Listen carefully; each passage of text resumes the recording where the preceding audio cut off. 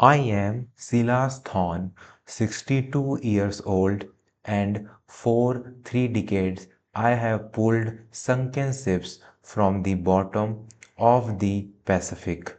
They call me the King of the Sound, a man who knows how to spot a crack in a hull before the water even straps to seep in. But for the last 6 months, the most dangerous leak was not in my fleet. It was sitting at my own dinner table in 2018, and the air in coastal Oregon smells like salt and incoming rain. Last night, at the dedication of our company's new deep sea terminal, my nephew and protege Leo decided it was time to retire me. He is 32, wears tech vest instead of oilskins, and thinks a degree from a fancy Seattle business school makes him a predator. He did not realize that you don't survive 30 years of salvage without learning how to bait a hook. Before I tell you how I watched him drown on dry land in front of the governor and every major investors we have, I want to hear from you. Have you ever been underestimated because of the gray in your hair? Tell me your story in the comments. If you believe that a wolf does not forget how to hunt just because he grows a silver coat, hit that subscribe button.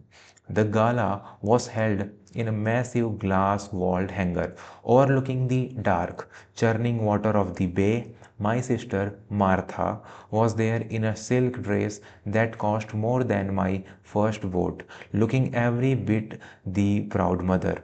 200 guests filled the space, port authorities, shipping magnates, and the men who sweat on my decks. But I was not celebrating the new terminal. I was watching Leo. He was standing by the vintage Scotch bar, his eyes darting toward the two heavy crystal tumblers the bartender had just poured. He thought he was being clever, using his frame to shield the view while he adjusted his cufflinks.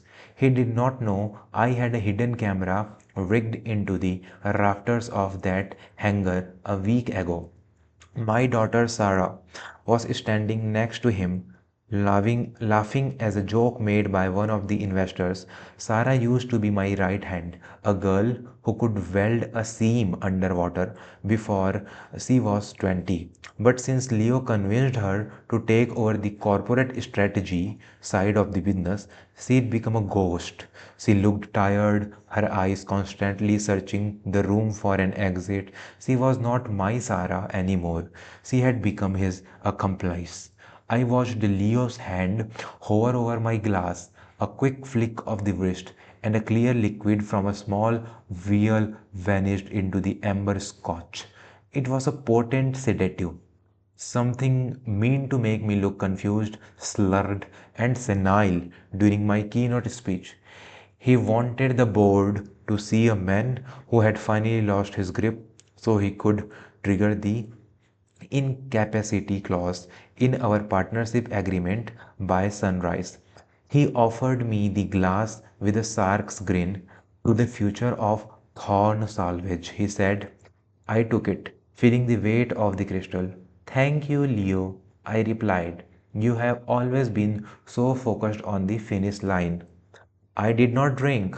I waited for my old friend Miller, a retired harbor pilot, to start a loud, boisterous story about our days in the Bering Sea, while every head in the room turned to laugh at Miller's theatrics. I did not just switch the glasses, I did something better.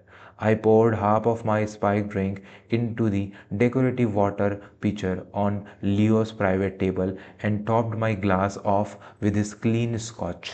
When the toast was called, I drank deep. Leo downed his too, his eyes gleaming with the anticipation of my collapse. 90 seconds into my speech, I was articulate, powerful, and commanding, but Leo, standing in the front row, started to sweat. His pupils dilated. He reached out to steady himself on the podium, but his hand missed entirely.